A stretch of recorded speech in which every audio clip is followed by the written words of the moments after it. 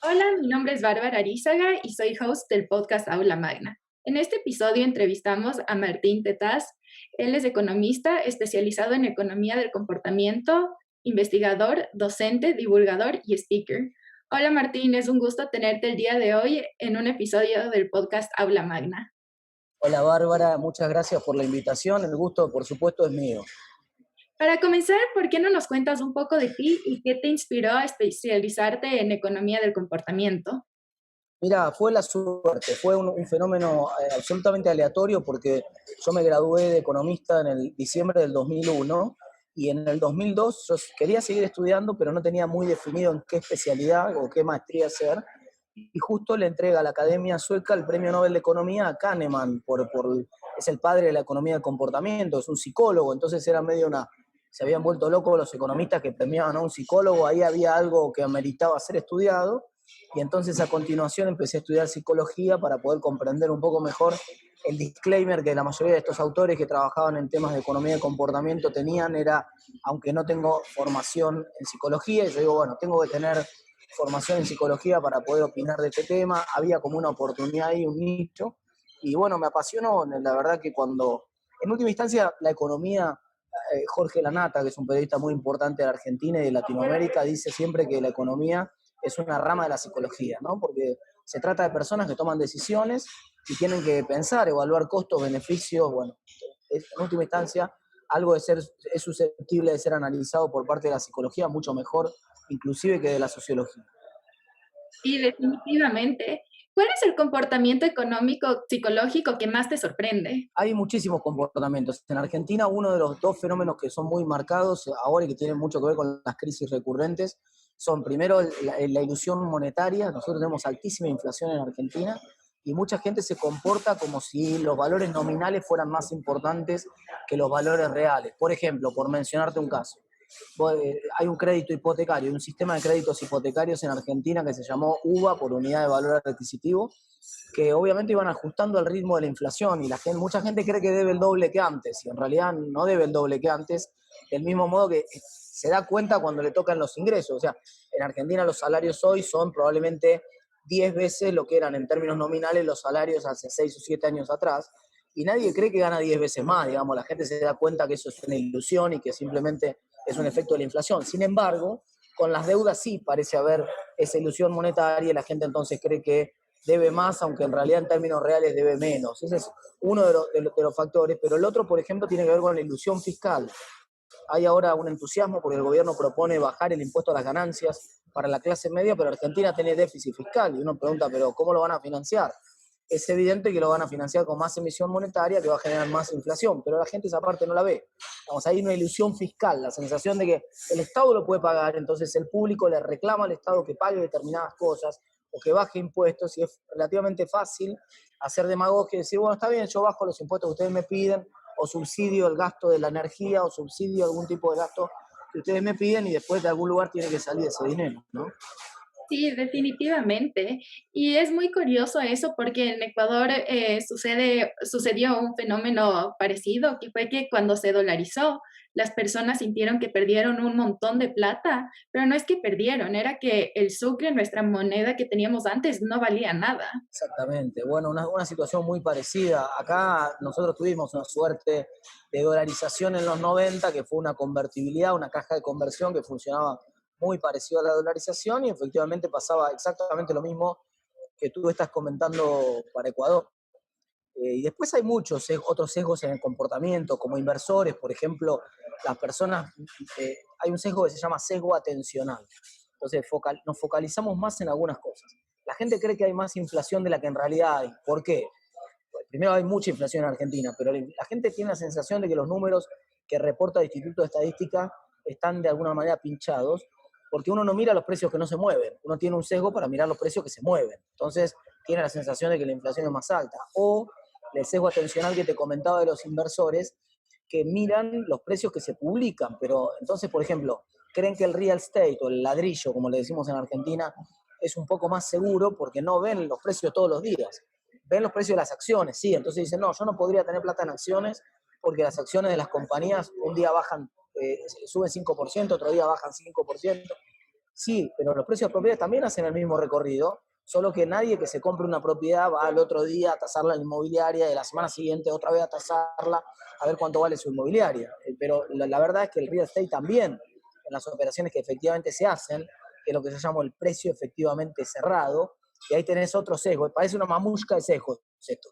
Tenés otros, sí, porque la gente cree que los precios que están publicados son referencia de algo, ¿no? Y el precio real en la economía es el valor al cual se cierra la transacción, no el valor que está publicado. Si yo digo que mi casa vale $500.000, porque yo la pongo en la inmobiliaria $500.000 y tengo el cartel en venta en $500.000, y pasa un año y la casa no se vende, es evidente que no valía $500.000. Claro. Que valía, el precio es el valor al cual efectivamente se cierra la operación, ¿no? Sí, definitivamente. Cambiándote un poco de tema, una de mis conferencias favoritas, o sea, de mis TEDx favoritos, es una que diste en TEDx Córdoba en el 2014, donde hablas sobre una gran pregunta, que es, ¿se puede comprar la felicidad? Y te tengo unas preguntas sobre tu investigación que presentaste ahí. ¿Se puede incrementar la felicidad si se incrementa el sueldo de una persona? La respuesta sería depende. Depende, y si me apuras un poco, mi respuesta más rápida es no, por múltiples razones. Primero, porque hay un efecto acostumbramiento, es decir, la gente se habitúa rápidamente a su nuevo nivel. Entonces, tal vez cuando vos tenés un aumento de sueldo, en los reportes de satisfacción, las preguntas estas que hacen los investigadores, que son muy simples, le preguntan a la gente cuán satisfecho estás con tu vida en una escala de 1 a 10, por ejemplo, que le pongas nota al boletín de tu vida, o si vos en una escala más cualitativa, si vos sos muy feliz, algo feliz, poco feliz o para nada feliz. Ese reporte subjetivo de felicidad efectivamente se mueve cuando la gente tiene un aumento, sobre todo si es inesperado, si es una sorpresa y alguien le dice, uy, mira, tengo una buena noticia, te llama tu jefe, estamos muy contentos con tu trabajo, vas a ganar un 10% más. Y la gente está contenta y está feliz al principio, pero se habitúa rápidamente al nuevo esquema. Hay muchos ejemplos de efecto de habituación que podemos ver. Uno es el de las pantallas de televisión. Yo soy de una generación que veíamos el fútbol, los partidos de fútbol en la televisión blanco y negro de 20 pulgadas. Ese era el estándar en la década del 80 en Argentina y en buena parte del mundo. Y ahora los ves en una televisión de 42 pulgadas en tu casa, que es un cine prácticamente, y sin embargo no estás más satisfecho viendo un partido hoy que lo que estabas hace 30 o 40 años atrás. Digamos. Hay como un acostumbramiento que solo te das cuenta de ese acostumbramiento cuando volvés al original.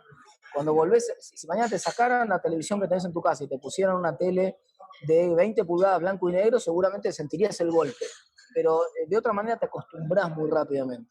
Y en segundo lugar, porque hay un efecto comparación que importa más, nos importa más que el efecto de nivel absoluto del salario. Es decir, somos animales sociales y por lo tanto estamos acostumbrados a ordenarnos jerárquicamente de alguna manera y el mercado resuelve eso con la billetera, digamos, nos ordenamos con la billetera y por lo tanto yo, más que de mi propio salario, mi nivel de satisfacción en mi trabajo y en mi persona depende de cuánto gano yo en comparación con los demás.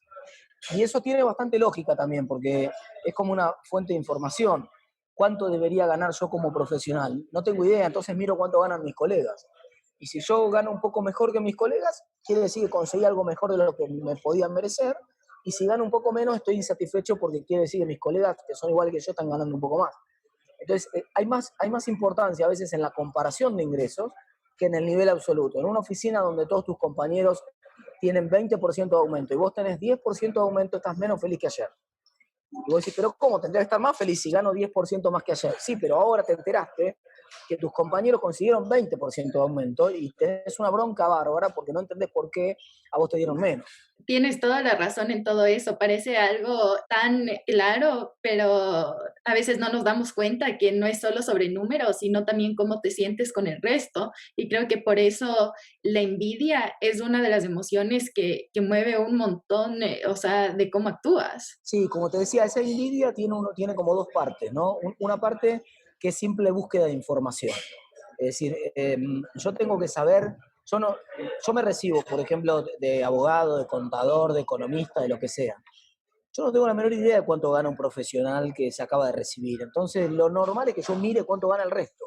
No tanto por una cuestión de envidia en el mal sentido de la palabra, en el sentido peyorativo, sino como una búsqueda de información sana. Miro alrededor porque tengo que ver dónde estoy parado yo. Pero también es cierto que está el sentido negativo de la envidia, que por ahí sugerías tú, que tiene que ver esencialmente con que, como te decía, nosotros nos ordenamos socialmente. Siempre nos ordenamos socialmente. Yo en la escuela, cuando yo era chico, íbamos a la escuela, el día que te comprabas unas zapatillas nuevas era el día donde vos te medías socialmente en el aula. Entonces había como una suerte de debut de las zapatillas nuevas y había una ceremonia ritual en la cual te pisaban las zapatillas y el que podía comprarse la zapatilla de mejor marca de alguna manera, bueno, se vanagloriaba de tener una zapatilla de mejor marca. Hoy no importa, a los chicos no les interesa la marca de la zapatilla, pero miden el celular. Entonces los chicos cuando ya tienen 8 o 10 años, resulta que quieren un celular y uno dice, pero ¿por qué un chico de 10 años va a querer un celular? No, en realidad no es que lo quieren ellos para jugar ellos en la casa, lo quieren porque en el aula, su estatus social dentro del aula crece con el celular. Y esto es un tema que no tiene nada que ver con el sistema económico. Si vas a Cuba, vas a ver que exactamente pasa lo mismo, ¿no? Se ordenan, por ejemplo, en Cuba con el celular directamente, pero hay otros ordenamientos sociales, como por ejemplo en Cuba las chicas se ordenan por la forma que tienen cuidadas las uñas. Entonces, vos podés cambiar el organizador social, pero siempre hay una necesidad que es innata de nuestra especie de ordenarnos socialmente de alguna manera. Bueno, y entonces los ingresos permiten ese ordenamiento y la envidia es una suerte de sensación de insatisfacción por estar ordenado en un lugar más bajo del que uno querría, ¿no? Otra cosa que me sorprendió fue la curva de la felicidad en la edad, que tú dices que uno se vuelve más infeliz y después se vuelve más feliz. ¿Por qué la gente es menos feliz desde los 40 a los 50 años? ¿Qué es lo que pasa que te hace ser infeliz? Primero, ese es uno de los resultados más ratificados en todas las investigaciones. Nosotros lo encontramos para Argentina, pero en todas las investigaciones internacionales de economía de la felicidad se encuentra este resultado en las encuestas. La gente reporta niveles de satisfacción altos en sus 20, digamos, se cae la satisfacción entre los 40 y los 50 y vuelve a crecer en los 60, 70, ¿no? Los abuelos están de vuelta felices, para simplificarlo. Y la sospecha tiene que ver con dos cosas. La primera es que, bueno, vos cuando estás en los 40 y en los 50 tenés un montón de responsabilidades y de cargas con tu familia y con los chicos que son chicos y con tu trabajo donde recién estás desarrollándote, digamos. Entonces es un momento de mucha tensión y de mucho estrés en la vida de las personas, en primer lugar. Y en segundo lugar, que cuando estás en los 40 también estás enfrentando la realidad de tus expectativas. En general en los 20 todos creemos que nos vamos a comer el mundo y que vamos a ser, no sé, todo chico que tiene 14 o 15 años sueña que va a jugar al fútbol en la primera división del club que le gusta. No sé la versión en las mujeres cuál es, pero en los hombres es así, ¿no? Todos pensamos que algún día vamos a jugar y cuando empezás a cumplir años y no te convocan, te das cuenta que no vas a ser un jugador profesional de fútbol y tenés una de tus primeras desilusiones en la vida. Y lo mismo pasa con la carrera después. Uno empieza a estudiar con una expectativa hacia los 40, 50 y no todo el mundo triunfa. Entonces lo que empieza a pasar es que mucha gente tiene que encontrar la realidad, se choca contra la realidad en sus 40, en sus 50 y ese hecho de chocar contra la realidad le genera también disatisfacción. Y por otro lado, la explicación de por qué mejora la satisfacción cuando ya nos vamos poniendo más viejos, probablemente tiene que ver con que empezamos a valorar mejor otras cosas.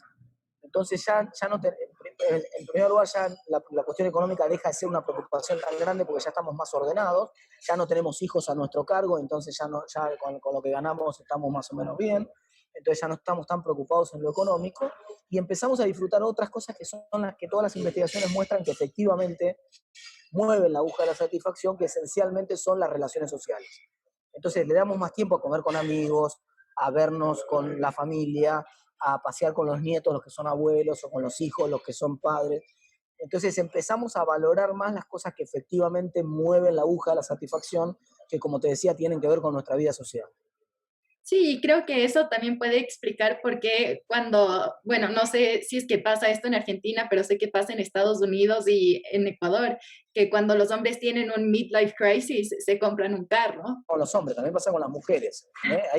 Hay más mascotas que hijos en Argentina y gastamos más dinero en darle de comer a las mascotas que en darle de comer a los hijos prácticamente. Y es cierto que el hombre también tiene otro sustituto de la felicidad en la mediana edad, que es el auto, típicamente. Entonces muchas veces el hombre, el aspiracional del hombre se transita o se canaliza por un bien material que es el auto. Las mujeres es otro, por ahí son las carteras, los zapatos, es otro aspiracional. También seguramente hay mujeres que quieren tener un auto lindo, pero en general, cuando vos ves dos autos midiéndose a ver quién tiene la cola del pavo real más grande, para decirlo de manera discreta, lo que te vas a encontrar es que en general se bajan dos hombres del auto. Es decir, no vas a encontrar mujeres tratando de pavonearse con sus autos. En general, no. Ya que mencionaste los hijos, también en esa conferencia dijiste que las familias que tienen más de tres, o sea, tener más de tres hijos no te incrementa la felicidad. Y a mí me da mucha curiosidad eso porque soy la mayor de cuatro. Entonces, ¿por qué pasa eso? Sí, nosotros también somos cuatro, mi familia, y tengo ahora tres. Así que, pero dos de ellos vinieron en partida doble porque son mellizos. Pero lo cierto es que efectivamente la gente, eh, primero, este es un resultado empírico, no es una opinión ni es una teoría, es un resultado empírico. El resultado empírico es que efectivamente hay cosas que nosotros creemos a priori que nos van a hacer más felices que no es lo que ocurre. Uno es el de los ingresos que discutíamos más temprano y el otro es el de los hijos. Ese es un resultado muy fuerte. Sistemáticamente las familias que tienen más hijos no son más felices. Y esto puede tener que ver con múltiples razones. Una de las razones, por ejemplo, es que los hijos, además de darnos un montón de satisfacciones, también implican un costo.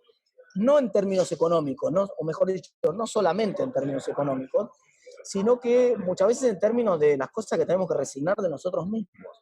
Que las posibilidades, yo con mi mujer ya no tengo las vacaciones que tenía, que me iba 15 días solos al Caribe cuando tenía 10 años menos, obviamente, porque están los chicos y las vacaciones ahora tienen otro plan, y entonces, por mencionar un ejemplo, pero evidentemente los hijos vienen con el combo, vienen la cajita feliz, no es que en la cajita feliz hay cosas que te gustan y cosas que no te gustan, y cuando uno piensa en tener hijos y toma la decisión de tener el hijo, en general sobrevaloramos los aspectos positivos de lo que creemos que va a pasar y no los aspectos negativos. Entonces, eh, por ejemplo, una investigación que sería muy interesante hacer es probar, este es un experimento que alguien tendría que hacer, yo no lo vi ni lo hice yo, probar cuántos hijos tienen aquellas personas que cuidaron hijos antes. O sea, por ejemplo, las chicas que hicieron de babysitters o de niñeras, como le decimos acá, si efectivamente son más propensas o menos propensas a tener hijos. Y mi sospecha es que son menos propensas, porque en la previa, cuando uno sueña con el ideal de la familia y de los hijos, uno sueña que está en el parque con los chicos jugando a la pelota y el perro corriendo y uno tomando sol, todo tranquilo. Y tengo malas noticias, no es así, digamos.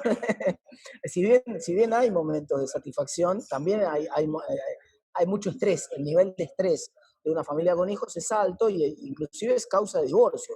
Hay, por ejemplo, estadísticas que demuestran que las familias con más hijos tienen una tasa de divorcio más alta porque obviamente hay niveles de estrés y de conflictividad más altos y no todo el mundo los tramita bien, ¿no? Sí, tienes toda la razón en eso. Topando un poco el tema de Argentina, ¿cuáles son los grandes problemas de competitividad que afronta Argentina actualmente? Argentina tiene un problema que es el exceso de Estado y que es un Estado muy ineficiente en Argentina. No hay, en el mundo en general el tamaño del Estado dejó de ser una discusión. Es una discusión vieja. Hace por ahí 30 años se discutía si tenía que haber más o menos Estado. Ahora hay ejemplos de países exportadores, Alemania, uno de los principales exportadores del mundo, con un Estado grande, Singapur, otro de los principales exportadores del mundo, con un Estado chico, y no pasa nada, digamos. No tiene que ver el tamaño per se, sino que lo que yo necesito es que el Estado que me cobra impuestos me lo devuelva en bienes públicos de buena calidad, en infraestructura buena, en una burocracia que sea ágil y dinámica. Y lo que ocurre en Argentina es que tenemos la peor de las combinaciones, es decir, tenemos impuestos altos, pero del otro lado tenemos una burocracia que traba un montón de negocios y hay que pedir permiso para hacer cosas increíbles en Argentina. Un proyecto de construcción inmobiliaria puede estar parado durante 2 años en Argentina hasta que consiga un permiso de edificación. Y todo esto traba negocios y cambiamos las reglas de los negocios permanentemente. Y entonces rompemos incentivos para los negocios. Y arriba de eso nos cobran, como te decía, impuestos altísimos. Y los bienes públicos, en términos de la infraestructura del Estado, de los puertos, de los servicios energéticos, etcétera, son de baja calidad. Entonces, estamos en una trampa de desarrollo y que nos hace que nosotros para agregar valor en Argentina tengamos que agregar Estado. Y esto se nota mucho en nuestras exportaciones. Es muy difícil exportar para Argentina porque internamente uno agrega valor y agrega Estado y el producto es más caro y no pasa nada, el consumidor sufre nada más, pero en el mundo cuando uno agrega Estado y lo quiere cobrar, en el mundo no te lo pagan, entonces eso hace que sea difícil competir, nos quita competitividad global y hace que nosotros tengamos problemas de escasez de divisas sistemáticamente.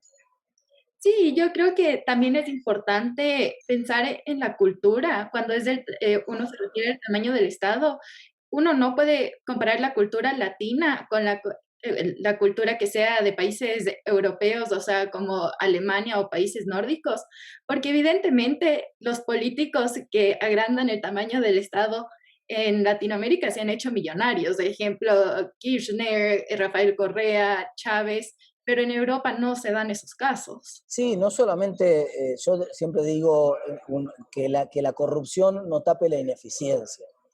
No es solo un problema de corrupción, el problema de la corrupción es un problema distributivo, nada más. Es decir, el problema de distribución, pues, tú tienes la misma torta, solo que alguien se queda con la porción que te tocaba a ti. Ese es el problema distributivo. Acá el problema es de ineficiencia, se achica la torta. Entonces el Estado es uno de los responsables de que la torta sea cada vez más chica. Después está la pelea distributiva también de esa torta, pero el problema principal es que se achica mucho la torta, es mucho más... Argentina prácticamente tiene el mismo nivel de ingreso per cápita que tenía hace 30 años atrás. Está virtualmente estancada hace 30 años. Entonces eso obviamente hace que toda cuestión después distributiva recrudezca y que la corrupción esa duela muchísimo más. Es decir, se sienta mucho más porque se da en un contexto en el cual encima se está achicando la torta.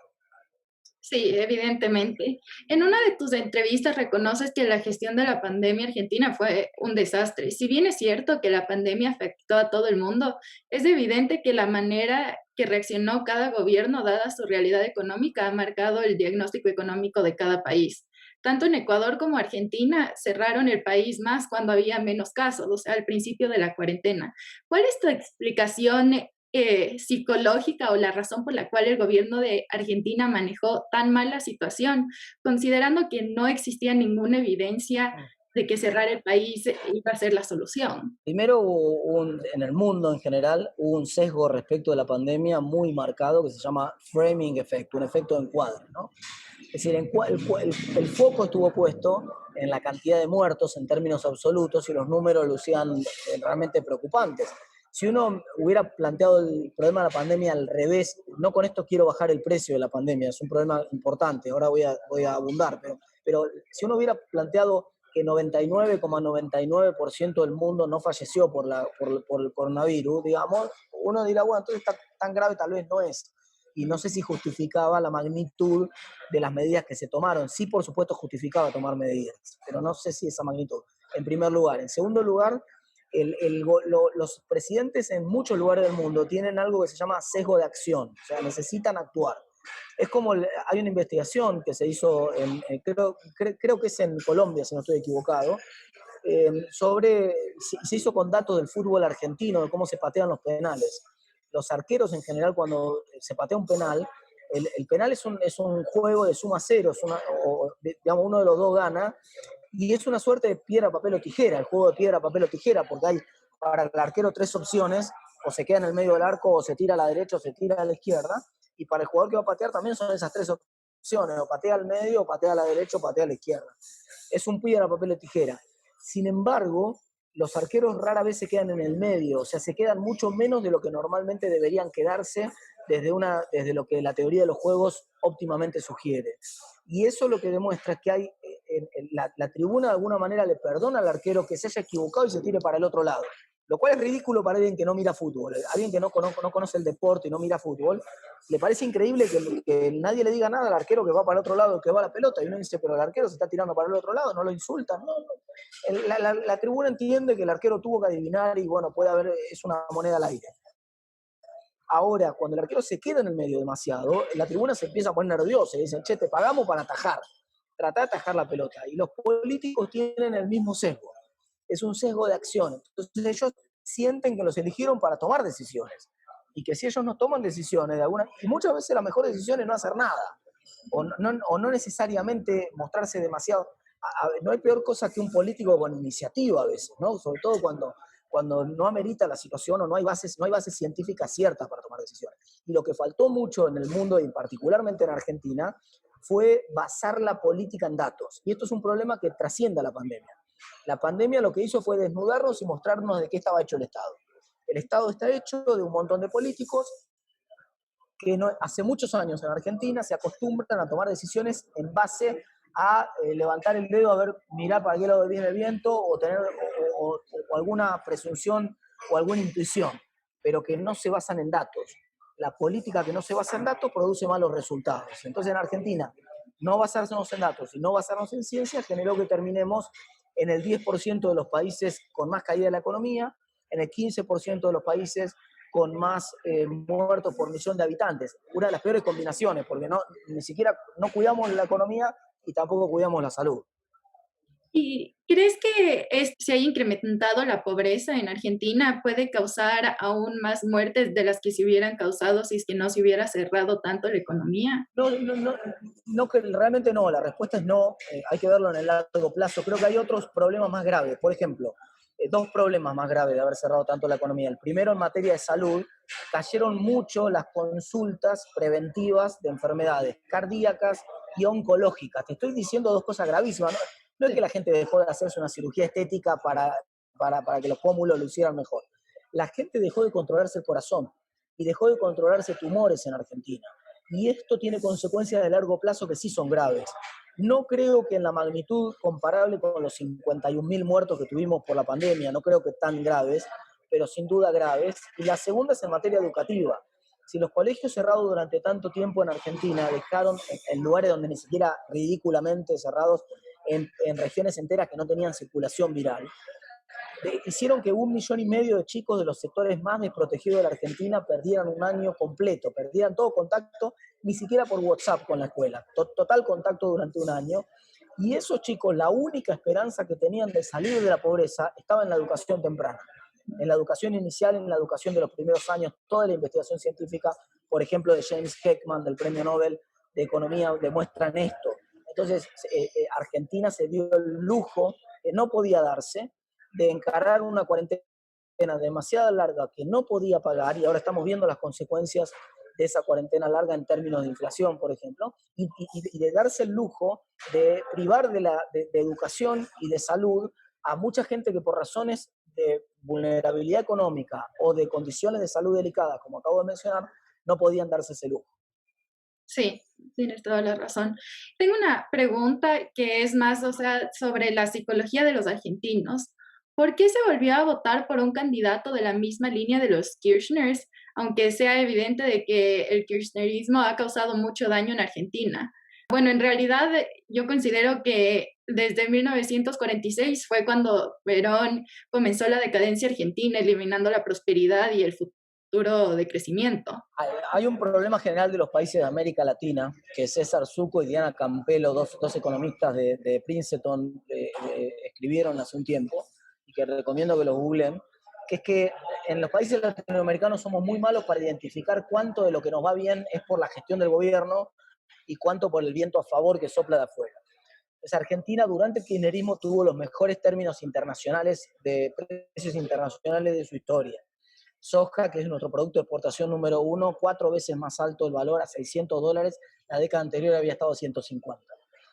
Bueno, los países petroleros lo vimos en Venezuela y en otro país, Ecuador también, como país petrolero tuvo una abundancia en ese momento. Y el problema es que cuando está esa abundancia, el gobierno que está a cargo obviamente dice, este soy yo, esto que está pasando es gracias a mí.